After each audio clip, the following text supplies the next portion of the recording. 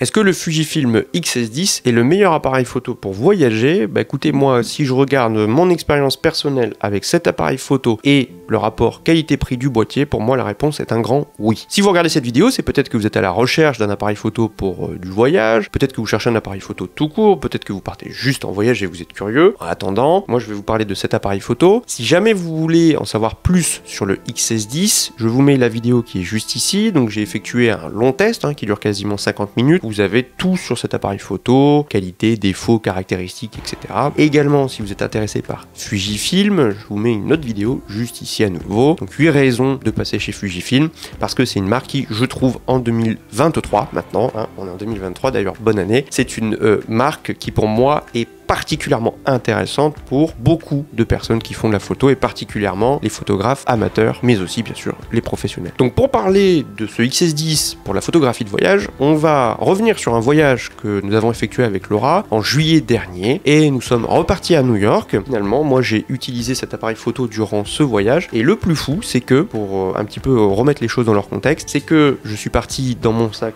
avec mon Sony Alpha 7 IV. Pour celles et ceux qui ne connaîtraient pas, c'est un appareil photo plein format qui sur le papier donc est plus qualitatif, qui coûte 2800 €, alors que le XS10 lui en coûte 1100. Et la moralité, c'est pour ça que je vous dis qu'il est très intéressant, c'est que j'ai plus utilisé le XS10 que mon A7 IV et que j'ai laissé le gros de mon séjour, l'A7 IV, dans mon sac que j'ai finalement peu utilisé.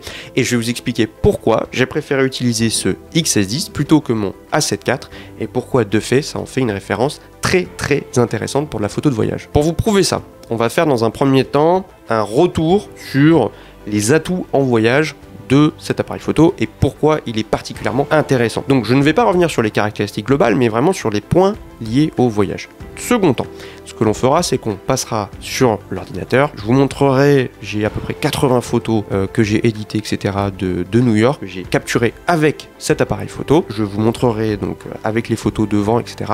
pourquoi je trouve que cet appareil photo est dingue pour de la photo de voyage. Et puis voilà, allez, c'est parti. Tout d'abord, moi je pense qu'il faut qu'on commence par se demander de quoi a-t-on besoin lorsqu'on part en voyage et qu'est-ce qu'on cherche dans un appareil photo. Alors bien évidemment, au-delà du critère tarifaire, souvent quand on est amateur et qu'on cherche un appareil photo, c'est d'avoir avant tout quelque chose qui fasse de belles photos, quelque chose qui soit agréable à utiliser, qui soit endurant, surtout qui aussi ne soit pas un tank, c'est-à-dire qu'il ne vous fasse pas un torticolis. Moi, la première chose que je trouve intéressante, c'est que cet appareil photo, et ça c'est le premier point, moi je trouve que son plus gros avantage, c'est déjà sa compacité et sa préhension. Ça c'est réellement le premier atout, c'est-à-dire que c'est un appareil photo qui est très compact et léger. Au total, monté avec le 16-80 mm f4, on arrive sur un poids total de 905 grammes, ce qui est très peu. Vraiment, c'est très peu. C'est un appareil photo qui, à lui seul, fait 465 grammes. L'objectif fait 440 grammes. Donc, quand vous voyez la répartition des poids, c'est très équilibré et vous n'avez pas l'appareil photo qui va piquer du nez ou au contraire se relever. Ce que j'aime particulièrement, c'est la préhension de cet appareil photo. Ça, j'en avais largement parlé. Le grip est très agréable. Je n'ai pas de grandes mains, donc là-dessus, je ne vais pas m'exprimer pour celles et ceux qui ont des grandes mains. Cependant, pour les personnes qui ont des grandes mains, vous pouvez mettre dessous une extension de grip, notamment chez Small Rig, et votre petit doigt pourra être complètement fixé, il n'y a pas de problème là-dessus. Et donc au global, moi ce que j'aime, c'est que c'est un appareil photo qui a un poids que je trouve idéal. Il n'est pas trop léger pour non plus trembler dans tous les sens, en même temps il n'est pas trop lourd, et je peux passer une journée entière de voyage à faire des photos, je n'ai jamais la sensation de lourdeur, on va dire. À la main, j'adore le tenir en main et souvent je le tiens en main pendant des minutes et des minutes sans aucun problème. Et surtout, moi j'ai l'accroche au sac de Peak Design, donc l'appareil photo est accroché sur ma sangle du sac à dos et ça ne penche pas du tout, ça n'appuie pas et c'est très agréable, il se fait vraiment oublier. Je peux marcher pendant 1 heure l'appareil photo sur le sac à dos, il n'y a aucun problème. Donc ça, je trouve que déjà c'est un premier point génial, c'est que c'est un appareil photo qui est très compact et très agréable à prendre en main en voyage. Deuxième chose, c'est sa qualité, sa polyvalence on va dire, pour une utilisation voyage. Je m'explique. Tout d'abord, je trouve que l'ergonomie est vraiment plaisante, donc ça je vais pas revenir en détail là-dessus, mais c'est un boîtier où les boutons sont bien placés, etc. Vous avez, et ça je trouve ça génial pour du voyage, vous avez l'écran rotatif, ça c'est particulièrement utile si vous souhaitez par exemple vlogger, donc vous pouvez vous filmer, mettre l'appareil photo face à vous, voilà, vous voyez, j'ai l'écran, vous pouvez vous voir dans l'écran, ça c'est génial. Et aussi, si vous voulez faire des photos au ras du sol, notamment verticalement, bah là vous pouvez mettre l'écran. Et ça, je trouve que c'est particulièrement agréable à utiliser. En tout cas, c'est un atout et c'est un appareil photo qui est très flexible à l'usage. Niveau photo, vous avez toutes les fonctionnalités qu'on peut attendre d'un appareil photo et même plus. Comme j'ai dit dans d'autres vidéos, c'est un appareil photo qui a plus de fonctionnalités dans certains points que mon Sony Alpha 7 IV qui coûte 3 fois plus cher. Niveau vidéo, vous avez des choses extraordinaires pour filmer. Et ça, je trouve ça génial. Vous avez un véritable appareil photo qui est aussi bon en photo qu'en vidéo, qui vous permettra de vlogger. Vous avez la 4K 30 images par seconde, vous avez la Full HD jusqu'en 240 images par seconde. C'est énorme, mais c'est énorme. Et ça vous permet d'avoir des rendus qui font de suite cinéma, qui impressionneront tout le monde pour en fait un prix qui est assez fou parce qu'il y a quasiment aucun boîtier qui pour 1100 € fait la 240 images par seconde. Alors certes c'est de la Full HD, mais en attendant, c'est un rendu qui est quand même assez incroyable et la qualité d'image, moi je trouve, est plus que satisfaisante pour autant de ralentis. Vous ajoutez la stabilisation, ça vous permet de faire des plans fixes très sympas. Attention, si vous faites des travelling, c'est un petit peu saccadé, c'est pas la plus grande force de cet appareil photo là-dessus, on va pas se mentir. Cependant, si vous le couplez avec un petit micro, ça c'est le Sennheiser, c'est le MKE, je sais plus quoi, ce micro là, vous le montez dessus, c'est un setup, moi, que j'adore utiliser pour du vlog. Vous le tenez, ça se fait oublier, à bout de bras, en fait vous pouvez vraiment filmer pendant plusieurs minutes en regardant la caméra, ce que je ne retrouve pas avec mon Sony où c'est beaucoup plus lourd et au bout d'un moment j'ai vraiment une crampe. Là ça fonctionne bien, vous avez le suivi de l'œil, vous avez, enfin bref, l'autofocus est bon, c'est pas le meilleur du marché mais il est bon, enfin bref, pour moi en termes d'utilisation c'est vraiment extrêmement polyvalent et ça suffit pour une utilisation voyage. Niveau objectif, pour moi c'est du tout bon aussi pour du voyage. Vous avez un objectif 16-80 mm à ouverture constante f4, donc 16 mm c'est du grand angle, équivalent 24 mm en plein format. Ça vous permet de capturer la plupart des éléments sans être trop serré. A l'inverse, à 80 mm vous rentrez sur du petit téléobjectif, donc c'est équivalent 120 mm en plein format, donc ça commence quand même à bien zoomer, hein. Ce qui est génial, c'est que vous avez tout ça sur une ouverture constante f4, donc ça vous permet quand même d'avoir suffisamment de lumière quand la lumière manque. Également, vous avez quand même une ouverture qui vous permet de créer un peu de bokeh, donc une faible profondeur de champ. Bien évidemment, il y a des objectifs qui sont plus lumineux, mais il faut se dire que pour le prix, vous avez un objectif extrêmement polyvalent du point de vue de sa plage focale, à ouverture constante, qui est stabilisé et qui est tropicalisé. Attention, le boîtier lui n'est pas tropicalisé, cependant il est très solide et moi je pense que même dans des conditions un peu difficiles, s'il y a un peu de sable, s'il y a une pluie fine, etc., ça n'est pas un souci de l'utiliser. Bref, moi je trouve qu'à l'usage c'est un appareil photo qui est génial à utiliser en voyage. Moi j'adore l'utiliser. Au niveau fonctionnalité, il y a tout ce qu'il faut, mais vraiment tout ce qu'il faut, et je ne ressens pas de manque, on va dire, quand je l'utilise, quand je suis en voyage. Troisième point qui est quand même majeur pour un appareil photo, surtout quand on part en voyage, c'est la qualité du rendu, et ça moi je trouve que c'est vraiment sa plus grande force. Pour celles et ceux qui ne sauraient pas, et je ne vais pas m'étendre énormément là-dessus, je vais le rappeler à nouveau, mais vous avez chez Fujifilm ce qu'on appelle des simulations de films. Qu'est-ce que c'est? Ce sont des rendus colorimétriques qui sont propres à Fujifilm. La marque a numérisé ses célèbres pellicules, le classique Chrome, le classique Neg, l'Eterna, etc. Vous retrouvez ces rendus directement sur des profils colorimétriques dans votre appareil photo. Ce qui est génial, c'est que vous pouvez l'appliquer sur vos JPEG directement, et également l'appliquer en post-traitement sur des fichiers RAW. Donc, je détaille un petit peu. Si vous n'aimez pas faire et que vous n'avez pas envie de faire de l'édition de vos photos de voyage, dans ce cas-là, moi je trouve que c'est vraiment le mieux, mais vraiment le mieux, parce que vous pouvez appliquer ces simulations de films qui changent réellement le rendu de vos images, mais là où vous pouvez faire comme chez Sony, Canon, Nikon, des rendus de JPEG qui sont plats, c'est-à-dire standard, couleur fidèle, etc. Ça, c'est la simulation Provia. Ok, ce sont des images qui sont, moi je trouve fades. En tout cas, pour du voyage, je trouve ça fade. Mais ça va pour du photojournalisme, quoi. Ok. Si maintenant, vous souhaitez avoir des rendus qui aient plus de caractère, qui soient peut-être un chouïa moins fidèles, mais en même temps, allez, posons la question. Un jour, on fera une vidéo là-dessus, vous verrez, sur qu'est-ce qu'une photo fidèle. Mais si vous voulez avoir des rendus qui se rapprochent plus de l'argentique, qui ont vraiment un rendu particulier, qui a du charme, des couleurs chaleureuses, plus de contraste, de corps, etc., vous avez les simulations de films autres, et là de suite vos images, elles vont sortir en JPEG avec un rendu qui est, moi je trouve, vraiment magnifique, qui a du corps. Vous pouvez paramétrer en plus votre appareil photo pour gérer les contrastes, les détails, etc. Même le niveau des bleus, et je trouve que les bleus sont assez fous. Et donc, personnellement, quand je suis en voyage, je shoot en RAW plus JPEG. Les JPEG, je me les envoie sur mon téléphone durant mon séjour, comme ça je peux les partager directement sur les réseaux sociaux, et ce sont des JPEG superbes, avec un niveau de détail superbe. Et quand je rentre à la maison, j'ai mes RAW. Et l'avantage, c'est que sur les RAW, vous allez dans le Lightroom, vous allez dans le DxO, vous pouvez mettre les simulations de films de votre choix, mais vous pouvez surtout choisir laquelle vous voulez mettre. Donc, je vais sur Lightroom, j'ai ma photo, par défaut, par exemple, j'ai mis un classique neg, si je veux changer et mettre un classique ROM ou n'importe quelle autre simulation de film Fujifilm, je peux la changer autant de fois que je veux, et surtout, ça me permet d'éditer mes RAW facilement avec un rendu que j'adore, et vous pouvez avoir des rendus similaires avec d'autres marques, Sony, Canon, etc. Cependant, vous allez y passer plus de temps. Personnellement, je pense que sur de la photo de voyage, on n'a pas spécialement, en tout cas je pense pour beaucoup de gens, l'envie de passer un temps fou à retoucher ces clichés derrière son ordinateur. Pour être honnête, voici aussi pourquoi j'utilise plus cet appareil photo en voyage, si je résume, parce que 1. J'adore le rapport taille-poids, encombrement, qualité de préhension, etc. J'adore l'avoir en main, mais vraiment j'adore. Comme j'avais dit, c'est un appareil photo en plus, il est super beau, etc. C'est génial, moi j'adore l'utiliser.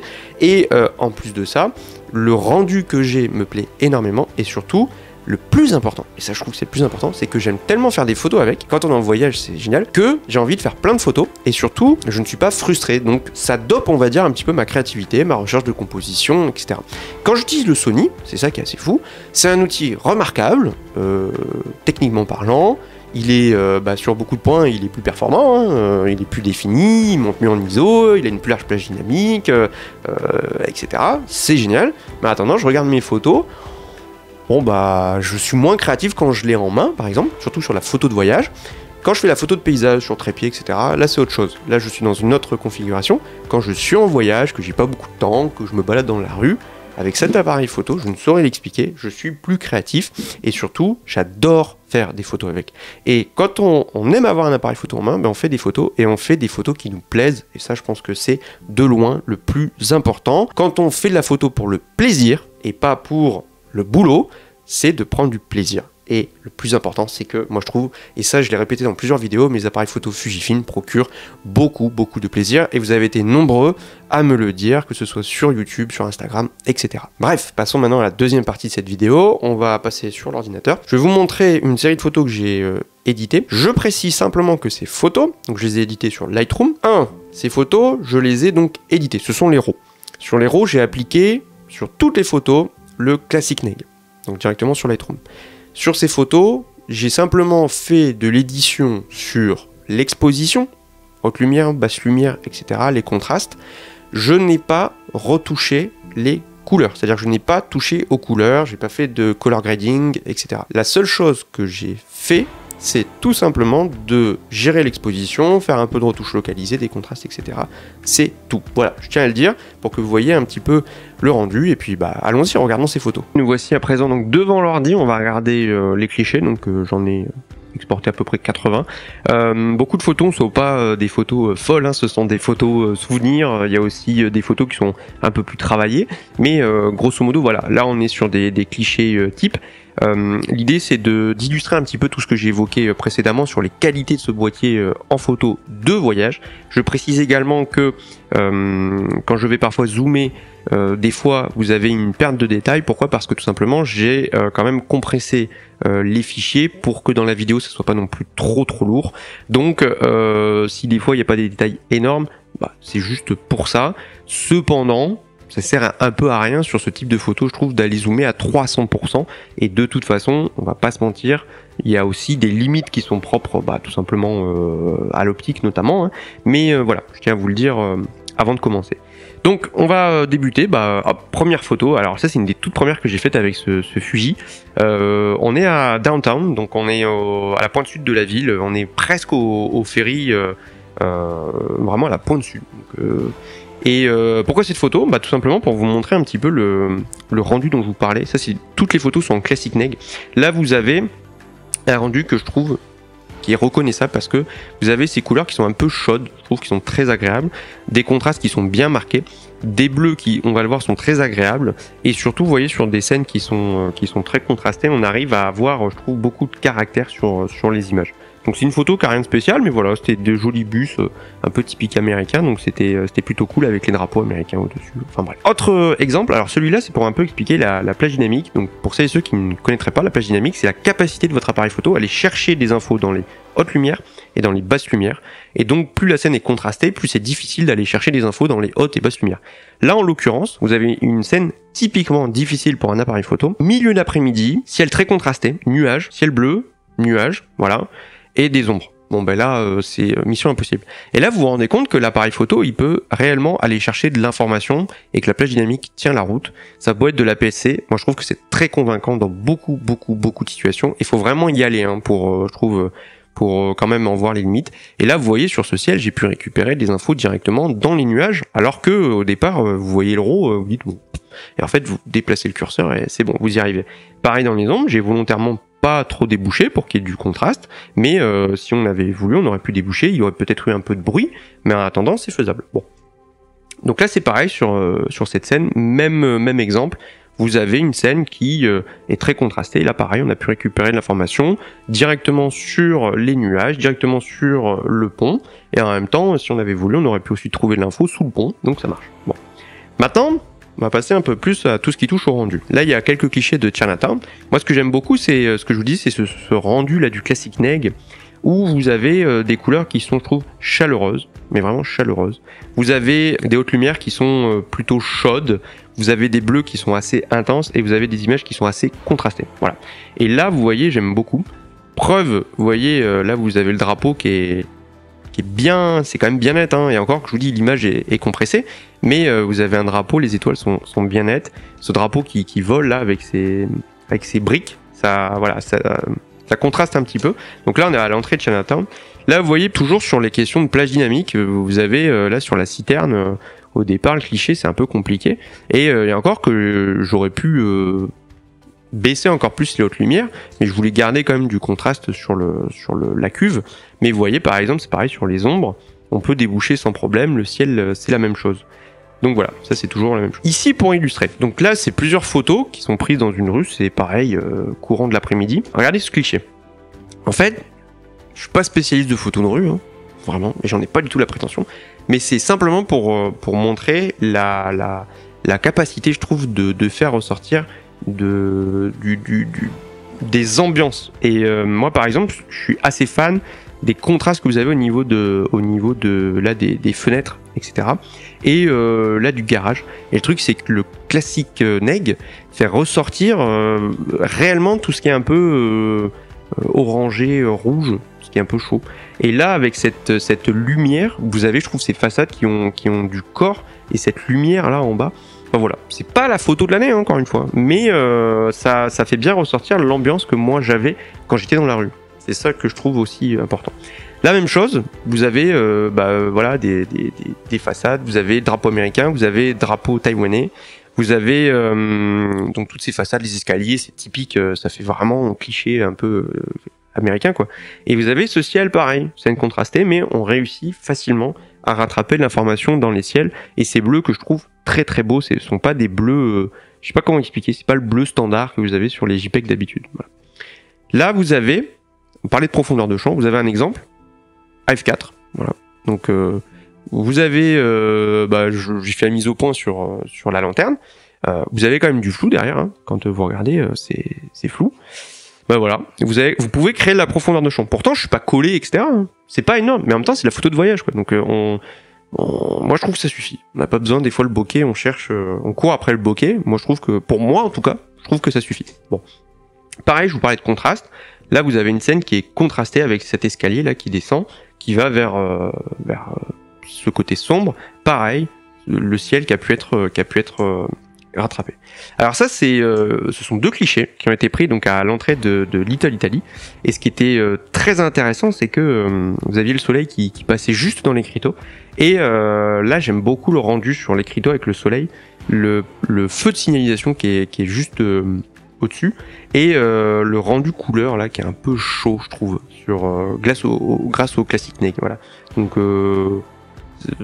moi j'aime bien. Voilà. Après ça c'est une question de goût, et vous voyez là c'est pareil, il y a juste eu un rajout un peu de contraste, mais je trouve que c'est bien contrasté, etc. Et voilà. Pareil ici, une scène. Alors là on est à Little Italy. Hein. Ce qui vous rappelle que vous êtes à Little Italy, si vous regardez un petit peu, vous avez ici Da Ristorante. Vous voyez, hein, donc les gelatelli là, les vendeurs de glace, vous avez le vendeur de glace qui est là, ricotta, etc. C'est vraiment sympa quoi. Et vous avez derrière l'Empire State Building qui dépasse. Hop, voilà, donc là vous avez la rue qui passe avec les petites guirlandes.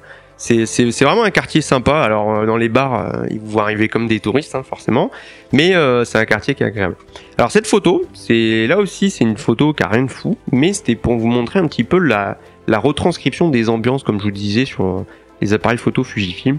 Et là, j'aime beaucoup le rendu de contraste que vous avez sur la façade. C'était une ambiance qui était magnifique à l'œil.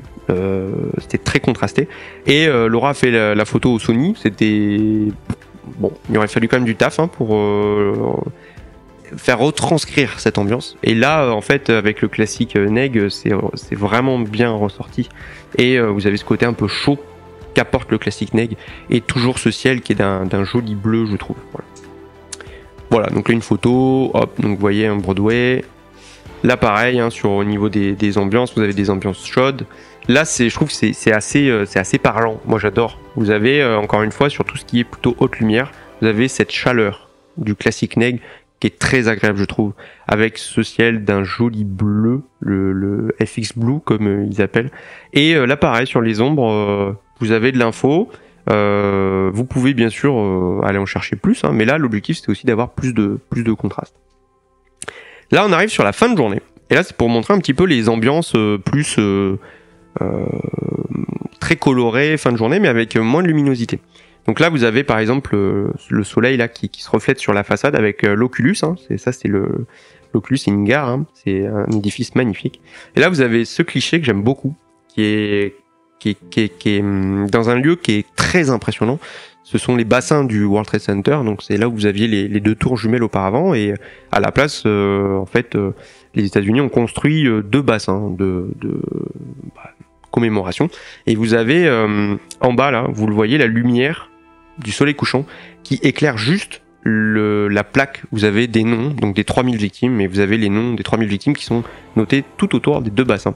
Et là, vous avez cette lumière qui vient juste en bas, alors qu'il faisait très sombre. Et ça fait bien ressortir le lieu, je trouve, avec ce building là qui ressort sur la façade. C'est contrasté. Vous avez cette chaleur là sur la façade, et ça fait comme un petit damier. Et vous avez là les branches qui font comme un encadrement autour. Voilà. Donc moi, j'aime bien cette photo. Pareil, là ici, le même bassin. Et là, fin de journée, les bassins sont fermés le soir, la nuit en fait. Hein, ils sont remis en accès le matin, mais vous avez ici les cornes pour fermer, l'agent de sécurité, et vous avez donc le soleil qui tombe et qui éclaire juste les bassins, et vous avez cette lumière, et avec les bandes au sol, vous avez votre regard qui est amené comme ça vers les bassins et vers la personne. Voilà, donc ça c'était pareil, c'était sympa. Situation de fin de journée, là il commençait à faire très sombre, hein, mais vraiment très très sombre. Vous voyez, quand vous zoomez un petit peu, vous voyez qu'il y a du bruit, parce que là j'ai dû monter en ISO. Cependant, en fait vous avez du bruit, mais qui est pas un bruit désagréable. Et encore une fois, là parce que je zoome quand même plutôt très fort, mais le gros avantage des appareils Fuji, c'est que même si vous avez du bruit, c'est du bruit qui est du bruit, moi je trouve esthétique. C'est-à-dire que c'est pas du bruit, le bruit Sony, Nikon, je trouve moche quoi. C'est du bruit avec une dérive de chrominance qui est affreuse, du vert, du violet, etc. Là, il n'y a quasiment pas de dérive de couleur, donc c'est très agréable, et c'est un grain qui est noir et blanc et qui est presque esthétique. Donc vous avez une perte de détails, mais vous n'avez pas cette dérive qui est moche du bruit numérique en fait. Bon. Situation de nuit, donc là vous voyez on est à la fin de l'heure bleue, devant Wall Street, donc la bourse de New York. Là c'est pareil, situation, voilà, je veux prendre en photo la bourse de New York, c'est pas compliqué, vu que l'appareil est stabilisé, l'objectif aussi, je peux faire des vitesses vraiment en vitesse lente, et vous voyez que du coup je monte pas beaucoup en ISO, je sais plus du tout à combien je suis en ISO, mais vous voyez il n'y a pas de bruit, hein, donc j'ai dû en fait quasiment pas monter en ISO sur cette situation. Et ce qui est bien, c'est que quand bien même sur ce type de photo, vous avez souvent des déformations optiques, on la passe dans Lightroom et puis j'ai pu redresser les perspectives et vous avez une photo qui optiquement, en tout cas, est propre. Voilà. Là maintenant, on a une série de clichés sur la journée, et là c'est une journée qui est non plus ensoleillée mais un peu brumeuse avec une lumière qui est très dure. Là c'est journée d'été, mi-juillet, donc vous imaginez la lumière. Et c'est là où je trouve que les Fuji sont super, c'est que même en journée, vous arrivez à faire ressortir des ambiances, là où c'est plus difficile, je trouve, sur d'autres marques, parce que, pareil, sur le traitement de l'image, là vous avez des rendus qui, je trouve, sont plus chaleureux en journée. Donc là, vous voyez, il y a plus de contraste, c'est plus chaud, je trouve, c'est plus agréable, donc sur les différents clichés. Pourtant, vous voyez, si on zoome, après je vous dis c'est compressé tout, mais avec la brume, etc., vous voyez qu'il y a une perte de détail, il y a quand même une perte de détail, quoi, au loin, mais ça c'est normal. Mais je trouve que l'image, quand vous la regardez, elle fourmille de détails, par contre, quand je la regarde comme ça. Pareil là sur les différents clichés. Et voilà, donc ça c'est un point de vue qui est très intéressant, c'est le Rockefeller Center. Donc c'est un des meilleurs points de vue de New York. Vous avez une vue imprenable sur l'Empire State Building, sur le One World Trade Center et sur le bas de Manhattan. Vous avez au loin ici, hop, la Statue de la Liberté qui est juste là. Et puis derrière moi de l'autre côté, vous avez Central Park. Voilà. Donc vous avez une vue sur tout ça, c'est très agréable. Si je poursuis, hop, voilà, en plan large, vous avez juste ici, là, vous avez la tour H&M, au pied, là, vous êtes à Times Square, et vous avez donc l'Empire State Building, et ce que j'ai évoqué précédemment. Voilà, donc c'est un endroit, si vous devez monter un building, je vous le conseille vivement, c'est très agréable. Donc là, vous voyez, pareil, hein, c'est un cliché, c'est un petit souvenir, quoi, la petite borne, là, des jumelles pour regarder, pour observer New York. Vous voyez, c'était un objet que je trouvais vraiment sympa. Quand vous zoomez, vous avez beaucoup de détails et il y a plein de contrastes sur la matière en fait de l'objet. Et pareil, ce rendu que je trouve toujours très contrasté, très joli, qui est propre encore une fois à ce rendu Fuji. Alors là, on est, je crois que c'est la cathédrale Saint-Patrick. Je sais plus, franchement je sais plus le nom, là j'ai un trou, j'ai pas vérifié avant, mais bon, si c'est pas ça, rectifiez-moi. C'est peut-être la cathédrale la plus emblématique de New York, et voilà, là c'est pareil, niveau ambiance, à ce moment-là c'était agréable, il y avait du vent, donc il y avait les drapeaux là, américains qui volaient, c'était assez contrasté, et vous voyez que c'est plutôt très contrasté là sur le drapeau, je trouvais ça très joli, voilà. Pareil, donc là c'est le Rockefeller Center, hein, donc on était en haut juste avant. Donc c'est l'art déco, c'est superbe, c'est très décoré, c'est un building qui est superbe. Et voilà, donc là on est sur une des grandes avenues new-yorkaises. Et là vous voyez c'est pareil, je trouvais ça super sympa à cet endroit-là. Vous aviez tous ces drapeaux américains. Il y a des drapeaux partout à New York, il y a des drapeaux partout. Et vous aviez ces drapeaux là qui hop amenaient l'œil. Et là vous voyez encore une fois situation compliqué d'un point de vue dynamique, et il a été possible de rattraper de l'info dans le ciel sans problème. Là, gros avantage, vous avez des flaques, hop, voilà, petite photo, vous aviez le camion qui passait à ce moment-là, voilà, bon, encore une fois, c'est juste amusé avec les flaques en ville, c'est plutôt très sympa.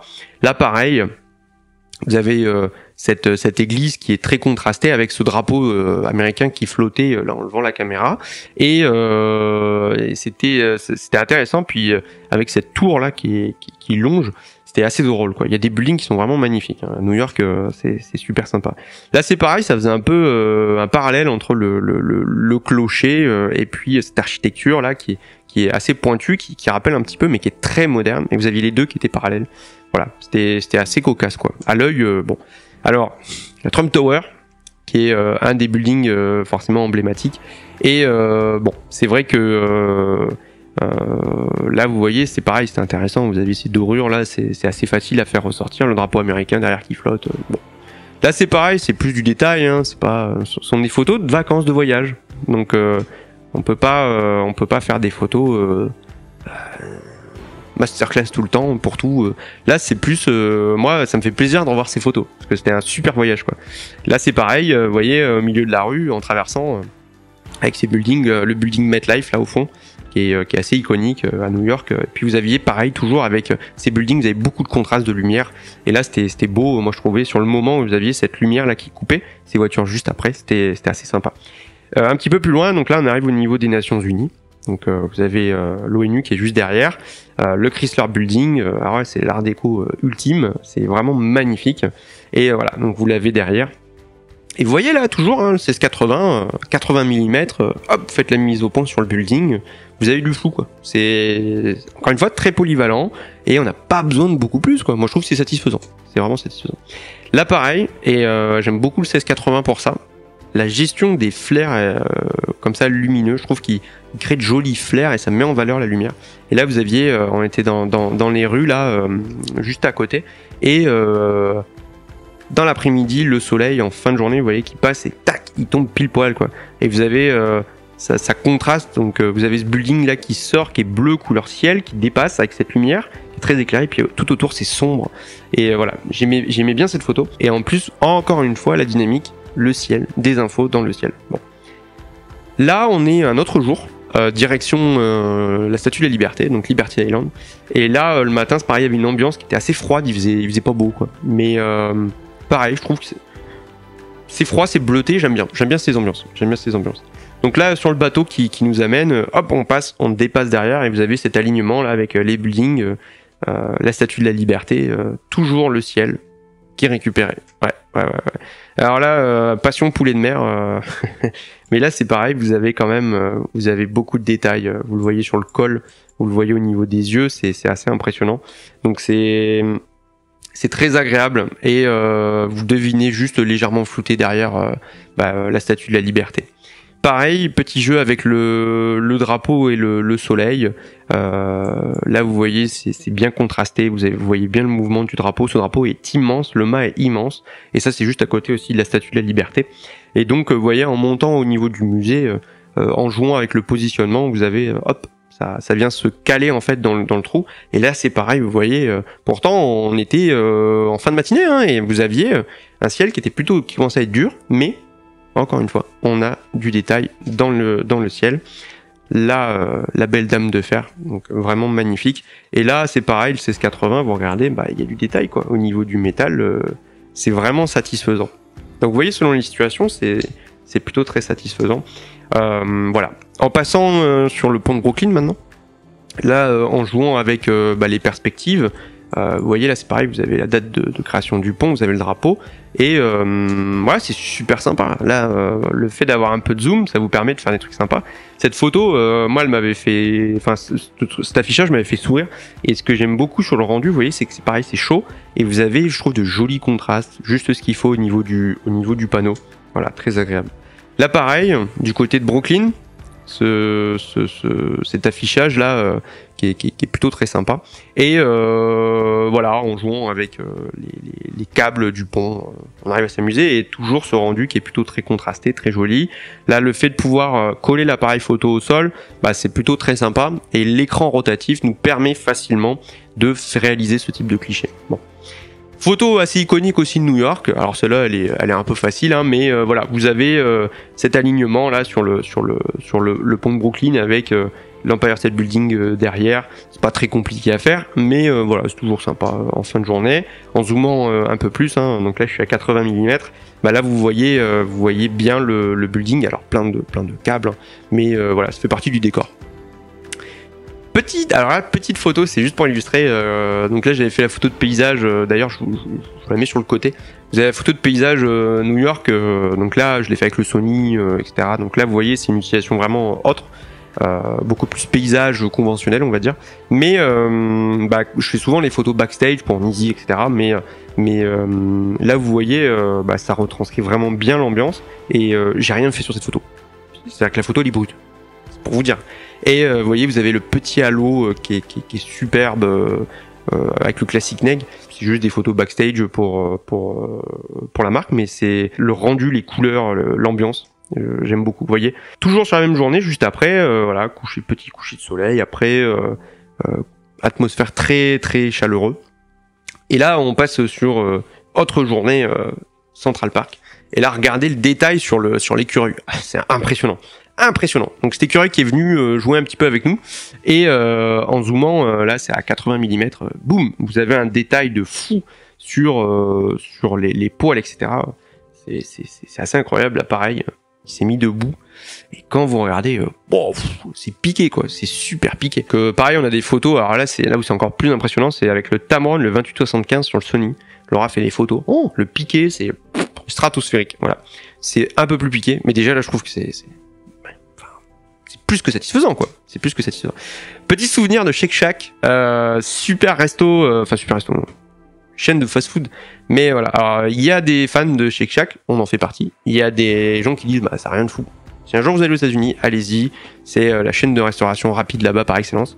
Mais nous, on adore. Voilà. Donc, Laura qui s'est régalée. Mais vous voyez, ça fait des photos de vacances, de souvenirs. Voilà. Mais cette photo, par exemple, j'ai quasiment rien fait dessus, quoi. Un peu de contraste. Travailler un peu les contrastes et tout. Voilà. Rien sur les couleurs. Alors, cette photo, ça, c'est un moment qui était pas très longtemps après. Vous voyez, l'ambiance climatique a totalement changé et il y avait une ambiance de dingue, un torrent, un orage qui est passé. Et à ce moment-là, ça tombe. Une ambiance de dingue, mais vraiment une ambiance de dingue. Là, vous le voyez, mais il pleuvait, mais c'était le déluge. Vous le voyez là sur la route, sur le camion postal. Hein. Et regardez l'eau qui tombe du toit et tout, c'était fou. Et là, je trouve, j'ai juste retravaillé un peu les contrastes. J'ai rajouté un petit peu un peu assombri en bas, retravaillé un peu les contrastes, c'est tout. Voilà. Et le Classic Neg, les couleurs, j'ai rien touché. Incroyable. Voilà. Et je trouve que ça, c'est l'ambiance que moi j'ai ressenti sur le moment, quoi. Et c'est ça que j'adore. C'est ça que j'adore. Alors là, petit jeu du filet. Alors du filet, comment vous faites? Bah, tout simplement, vous mettez une vitesse lente. Je ferai peut-être un tuto un jour là-dessus. Faites une vitesse lente, suffisamment lente pour créer du flou. Vous faites la mise au point sur votre sujet, puis un sujet en mouvement, et vous pivotez en même temps. Et le sujet est net, mais tout ce qui est autour, du coup, bouge et est flou. Voilà, c'est une mini pose longue en fait. Et c'est voilà. Donc le petit filet, j'en ai fait un autre moment du taxi new-yorkais. Donc toujours au même endroit. Voilà, là c'est pareil avec l'eau qui ruisselait après. Ça faisait plein de contrastes dessus. Pareil, l'ambiance, avec la petite lumière du phare là. C'était fou. À New York, j'ai adoré jouer avec les textures. Alors là, vous voyez, vous avez un exemple type. Si vous recadrez un petit peu, vous faites un truc graphique moitié-moitié. Ça, au niveau du vaisselle, c'est le nid d'abeilles. J'en parlerai ultérieurement de cet endroit. Vous avez des buildings qui sont ultra beaux à photographier. Et là, vous voyez, vous avez ce truc-là, on dirait un truc comme en mousse. Mais waouh, le rendu là, j'ai un peu accentué les contrastes. Le rendu c'est contrasté, on dirait que c'est du 3D, on a envie de toucher en fait, Et voilà. Et pareil au Sony, ça rend pas du tout pareil. Là pareil, une façade d'un building, architecture hyper futuriste.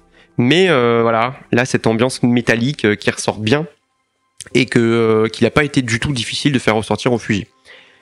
Même bâtiment, juste un peu plus loin, même ambiance. Voilà. Un peu plus loin, donc là on est toujours sur la High Line, donc c'est une ancienne voie ferroviaire en altitude au-dessus des routes qui a été en fait mis hors service et qui a été transformée en voie piétonne. Et c'est génial, vous passez au milieu des buildings, c'est vert, il y a des arbres partout. Et là, à un moment on est passé, il y avait cette rue, il y avait rien, puis il y a ce taxi juste qui est passé, hop. Donc c'était un peu graphique, c'était sympa, puis le jaune ressort bien, voilà, c'était plutôt pas mal. Donc je vous parlais de filet, bah là c'est du filet mais inverse, du coup c'est du flou de bouger. Et là vous avez cette avenue toujours depuis la Highline, et puis vous avez le taxi qui est passé, vitesse lente, hop, et vous avez le taxi du coup qui est flouté. Ça donne une sensation de dynamisme en fait à la photo. Alors là c'est pareil, du street art. Et vous voyez, pourtant, la lumière était très dure. Ça, c'est l'artiste Cobra Street. Je vous invite à aller voir son travail. Je crois qu'il est brésilien. Et à New York, c'est là où il a fait le plus de street art. C'est fou ce qu'il fait. En France, il en a fait quelques-uns. Et notamment, il y en a un superbe, peut-être même deux, à Boulogne-sur-Mer. Et je vous invite, si vous passez sur Boulogne, à aller voir. Et voilà, on en a vu quelques-uns à New York, de ces street art. Il y en avait avec l'abbé Pierre, il y en avait avec un pompier. Il y en avait, enfin, ils sont magnifiques. Voilà. Et voilà, on arrive presque à la fin. Donc là, vous voyez, c'était le dernier jour, il faisait très beau. Et vous aviez ce poteau là qui était un peu texturé, c'était plutôt sympa. Et dernière photo, ça c'était incroyable de voir des artistes qui étaient en train de réaliser un street art. Et là, c'est pareil, vous voyez, pour terminer, cette ambiance Fuji qui est très chaude, très chaleureuse, ces bleus qui sont très intenses. Et voilà, tout simplement. et bien on a fini. Bon ça y est, on arrive à la fin de cette vidéo, donc voilà, hein, je pense que vous l'avez compris, cet appareil photo, moi je le trouve absolument génial. Si jamais vous avez des questions dessus, donc je vous rappelle, vous avez les 2 vidéos hein, qui sont dédiées à Fujifilm et puis à ce XS10, mais si vous avez des questions, des remarques, mettez-les en commentaire. La semaine prochaine, on se retrouve pour une nouvelle vidéo, il y a encore plein de vidéos qui vont arriver sur cette année. En attendant, pour celles et ceux qui sont restés jusqu'au bout, je tiens sérieusement et vraiment sincèrement à vous remercier parce que cette chaîne avance doucement mais sûrement. C'est vraiment du plaisir de vous retrouver chaque semaine maintenant sur cette chaîne, et puis il y aura des tas d'autres sujets qui sont déjà prévus pour les semaines à venir, et en attendant je vous dis à la semaine prochaine.